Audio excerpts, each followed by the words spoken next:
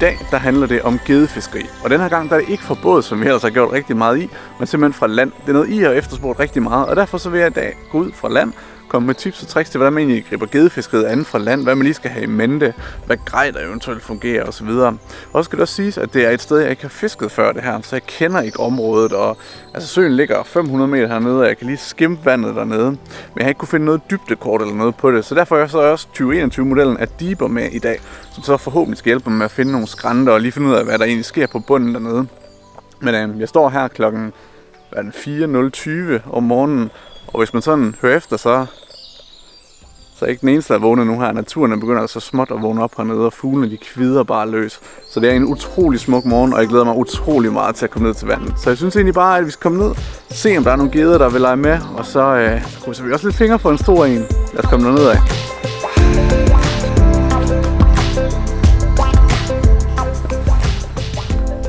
Jeg ved ikke, om man kan fornemme det hernede, men det er simpelthen bare så smukt. Det er sådan helt stille. Ikke en vind, der rører sig, og bare tågen, der lige så stille letter hen ad søen. Som I kan se her bag ved mig, så er der nogle rigtig fede kanter derhen af. Der er nogle åkander hernede og så videre. Men der ligger desværre også et træ hernede, så jeg kan ikke rigtig fiske den vej. Men jeg har taget vadersne på i dag, så jeg tænker også, altså hvis bunden herude er til, at jeg kan vade ud og bare gå langs med, og simpelthen få fisket sivkanter af og så videre, så vil det jo være helt perfekt. Jeg har også taget noget topwater-avn med nogle mus og nogle rotter og nogle ællinger og så videre, som jeg tænker, vi kan prøve at lukke gederne til her om morgenen. Jeg håber lidt på, at de kunne bide på den topwater. Det kunne være mega fedt. Men lad os få rigget SG4-stangen op her, finde noget avn og så se, om jeg kan være ud herhen af. Må vi lige prøve at se en gang, hvad det er, vi skal starte med hernede. Som sagt, så ved jeg ikke helt, hvor dybt det er her. Det kan i princippet være 3 meter herude, men jeg kan se sådan henad langs med, der er rimelig lavt. Så jeg sad lige her i aftes og pakkede sådan det mest nødvendige grej.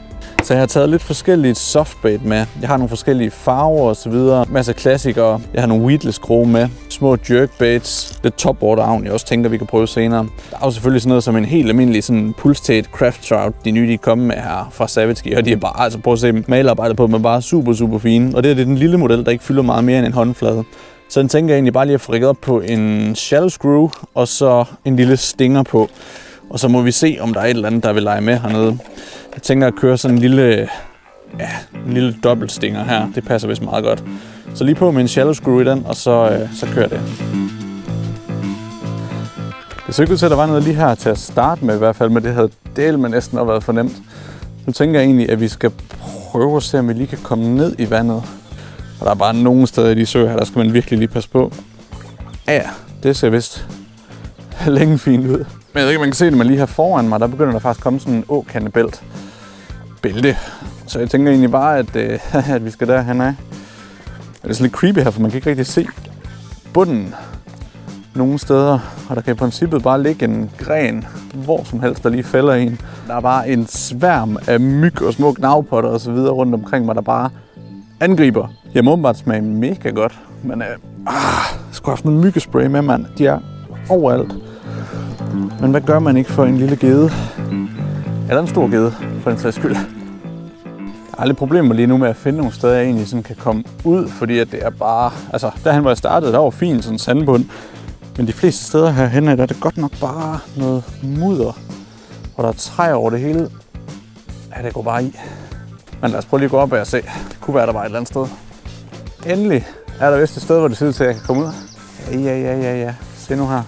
Nu tænker jeg altså lige, der skal ske lidt her, fordi at, jeg har ingen idé på den her plads, om jeg fisker det rigtige sted, eller hvordan det vil ledes. Og som nævnt tidligere, så har jeg altså taget den nye Deeper med. Og det er simpelthen den nyeste model, 2021-modellen, som kommer i sådan en sandfarve her. Og det er altså den, der går ind og erstatter den tidligere topmodel, Chip Plus'en, så det er Chip Plus 2. Det, der er så smart med Deeperen her, det er egentlig, at den for det første så tænder og slukker den selv. Så det vil sige, der sidder sådan 2 små dutter her. Når de bliver våde, så tænder den simpelthen. Og der er det vigtigt på telefonen lige at gå ind i sit netværk, få connectet til netværket, og så egentlig bare gå ind på Deeper-appen her. Og der kan vi se, at den har faktisk allerede oprettet signal dertil.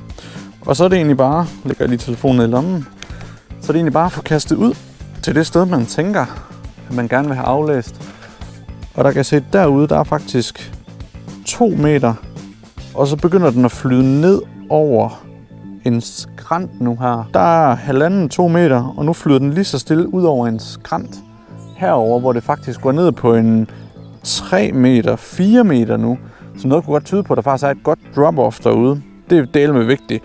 For nu står vi her midt juni, og vandet det er begyndt at blive en lille smule varmt, så mange gange så gederne de kan altså godt trække lidt ud på skrænterne. Så hvis I heroppe er lavvande, og derude begynder der at komme en skrænt.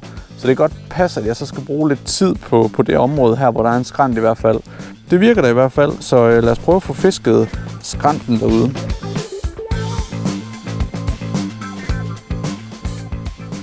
Ja, så var der fisk. Endelig, og det var lige præcis ud over skrænten, det der. Hvor er det fedt. Lige præcis ud over skrænten, der hvor det begyndte at skrue ned. Jeg kom simpelthen bare lidt mere hen mod venstre nu her, og så kunne få en lidt anden vinkel på skrænten. Og så var den der altså. Og det er fedt. Ikke den største gede, men det viser da, at de er her. Sådan. Kom du her, ven. Så ryger den lille fin gede for friheden igen. Og det var bare sjovt, fordi det var vitterligt lige over på skrænten derovre. Og jeg havde fisket til den fra den anden side, men kunne ikke ordentligt nå den. Og så lige så snart jeg kom herover og kunne få en ordentlig vinkel på skrænten, så klaskede det så til den. Fedt.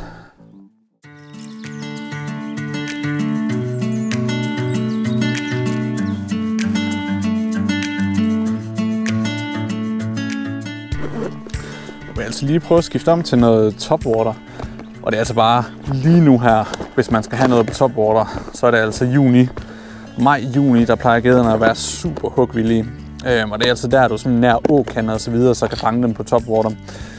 Og det er bare hyle morsom. Altså, det er noget af det fedeste fiskeri, specielt efter geder. Og der er jo tonsvis af forskellige topwater-avn. Nogle af de klassiske, hvis man skal tage dem sådan lidt, så er det jo sådan en frø her. Dem har vi inde på shoppen i forskellige størrelser og farver og så videre. Og ellers så er der jo sådan noget som, der er sådan noget som almindelige traditionelle popper her. Den her fra Strike Pro, som flytter sådan lidt mere vand her foran. Den her, den kan du ikke fiske over grøde, men for eksempel de her frøer her, det er lidt samme princip her med fronten, ikke? Men frøerne her, de er sådan lidt mere weedless. Der sidder krogene heroppe. Det kan være lidt svært at kroge fiskene, men til gengæld så kan du fiske dem over åkander og så videre. Så jeg tænker altså lige, at det bliver den her, der får et skud ud over åkanderne herude.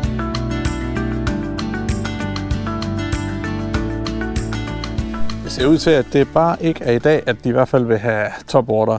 Og det er det, der er lidt mærkeligt ved topwater, ikke? Fordi nogle dage, der knalder de bare på det, og der er de nærmest helt fikseret på ting oppe i overfladen. Andre dage, ligesom i dag, jamen, der sker der ikke rigtig noget. Så jeg tænker egentlig, at jeg skal over på noget almindeligt igen. Måske noget jerkbait. Jeg ved faktisk, Ilex, de er kommet med nogle nye. De har jo haft den, eller har stadigvæk den, der hedder Dexter Jerk, som normalt kommer i en rimelig stor version. Men de er simpelthen kommet med den her lille søde en, der hedder Dexter Jerk 100. Den er altså kun 10 cm. Kaster som, altså, den kaster virkelig, virkelig langt. Er med raslekugler inde i, som man kan høre, så kommer de altså bare i de her fede farver, som Ilex de er kendt for. Nu den her, den er i sinking, og du kan også få den i slow sinking, eller sådan intermediate. Så jeg tænker altså, nu at fisken har været lidt træge, så prøver vi lige at smide noget god gammeldags Fire Tiger på, og se om det hjælper.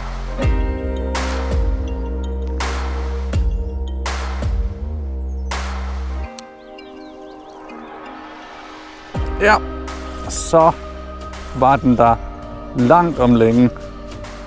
Øj, det var på tide det der. Nu skal den bare ikke stå af. Hvor føles det godt. Ja, fin fisk, mand. Fin fisk. Det ventede jeg godt nok længe på. Nærmest en hel dag. Og så her, endelig til sidst, kommer den. Ja, den er fin. Er du ved mig, mand? Smukt. Smukt, smukt, smukt. Og den sidder bare kroget helt perfekt.